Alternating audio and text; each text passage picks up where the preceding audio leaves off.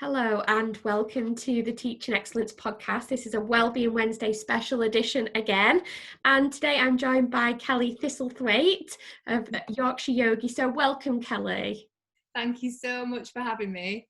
Oh, I'm so pleased that you could join me. And I'm super excited. The reason that we're having a chat this morning is that you're going to run our next Wellbeing Wednesday session, which is next Wednesday. I think it's the 23rd of September. And so far we've done a bit of nutrition. Last night was just fabulous. We did some sort of breathing techniques and the power of the breath with Jackie Cooper, which was phenomenal as well. So I'm really excited to bring people next week a session that is a flow yoga session, and we're going to do that focusing on how to wind down from the day and sort of draw that line between what's happened in the day and just bringing ourselves back to being ourselves. I found yoga so beneficial over the last few years and was really grateful to meet you when I moved over to Yorkshire. So you tell people the benefits about yoga, and I mean I'll chip in as well, but give us your bit of your story. Yeah, sure. So I've always been quite active, a bit of a tomboy really. I've got two older brothers and I've always loved sport. And growing up, I played a lot of netball. I then got into, by accident, but thank God, triathlons. I love swimming, I love open water swimming, and I used to do a lot of endurance based events. So Ironmans, half Ironmans, like constantly training. Wow. Yeah, and I loved it, and I still identify with those needs of me training. But I got injured. I had a bit of a hip injury, loads and loads of cycling, not doing a lot of mobility work, and strengthening compensating muscles, etc. And I needed something to do when it still meant I was moving and feeling good for a short period of time. And I remember my friend saying, "Do you want to go to yoga?" And I was like, I don't know. Anyway, I went, and it was just absolutely amazing. I really, really loved it. I was still moving. I was still strengthening my body. But for me, what it gave me, and I didn't realise that I needed, was the space and time to breathe and to slow my mind down. Yeah. And when I think about it, when I swim and when I run and when I cycle, they are all really mindful as well whilst I'm moving. And I switch off when I think about things that are really calming. But sitting down and being still was something that I'd never done for the meditation parts of it.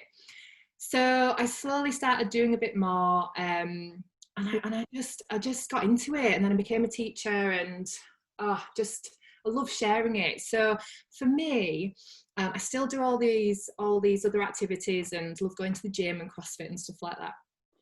But for me, it's time to do my vinyasa, which is a bit more flow based, which is what I'll teach for us next week. Build some strength, shift any just stuff that we've picked up through the day, stress that we carry in our bodies, bad moods, negative thoughts, and just bring my attention to where I am on my mat. And then for me, the end bit that I teach of the classes, the Shavasana, the guided relaxation, just helps me chill out, just helps me really calm my mind. And to be honest, the more I've got into it, the more I need to do it, and I do it in the morning, because I don't know about anyone else, but sometimes I wake up and it's like a light bulb goes on and my mind starts, and I'm like, okay, the to-do list, I've not even got out of bed. So for me, it just chills me out. It brings me some stillness, it brings me some focus, in a way that when someone said to me, "Do you want to go to yoga?" I didn't even know I needed, and I really didn't know it would give me. So it'll be different for everyone. It'll bring different things to you. It'll either be a really good stretch, work some muscles that you think that feels great, or actually you might find the benefit in the breath work and the stillness as well. So yeah, that's what it is to me anyway. And there's styles, there's loads of different types. It can be quite confusing. Vinyasa, Hatha, Bikram, all the different types, Changa, but basically you're moving and you're focusing on your breath. You're bringing your awareness to where you are at that point of time. And because life is so busy, and we do pick up stresses from loads of different things, we're spinning so many plates, it just asks us to just focus and be mindful and present, really. Yeah.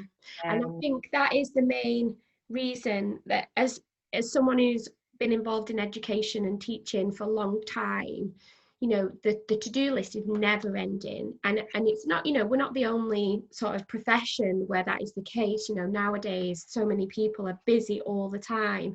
But what I realise is if you don't create the space for yourself to come down from the rest of the day to just focus, your brain can get into the habit of whirling all the time. And for me, I think that was where that whirling of the mind constantly kept me in that state of anxiousness and worry and stress about, well, what was coming the next day. And just to share a little story with you, on a Sunday, I used to get this from about 3 o'clock in the afternoon. I used to get a real sort of worrying about the rest of the week. So, and it would almost take up the rest of the Sunday. So I couldn't enjoy, you know, Sunday dinner or going around and seeing family or going out for a walk. I would be feeling anxious that this big long to-do list of the rest of the week was about to happen. And I ended up giving it a name because it was a thing, but that helped me to put it into a bubble as well. So I used to call it Sad Sundays. I used to get Sad Sundays, and then so it helped me put it in a bubble. But then I realized as soon as I became aware of it, I was able to then try and figure out what to do. And, you know, I've had to do quite a lot of work, but things like yoga have really allowed me just to train my brain to just slow down, switch off. And it takes a long time to get to the point where you can totally switch off and zone out. But, you know, even just slowing that down and creating that bit of space in a day, really then, like you said, helps us to gain clarity for everything else, which sounds so contradictory. People say, oh, don't have time for meditation, don't have time for yoga. Actually, if you're saying that, it's most likely that you're most in need of it, isn't it? I agree. I totally agree. And I was that person, you know, I'm too busy. And I think what it's meant for me the most, what it comes down to, is it's giving myself the time, carving out, because you are carving it out. We don't have this like infinite amount of time in the day where we can just put these nice things in for ourselves, but we have to carve it out, we have to put it in. And it is self-care. I know that word's bounded about, but it is that about yourself. And I know from not doing it the impact that it can have. I've got a little girl, she's 18 months old, 17 months old actually, not wishing her life away.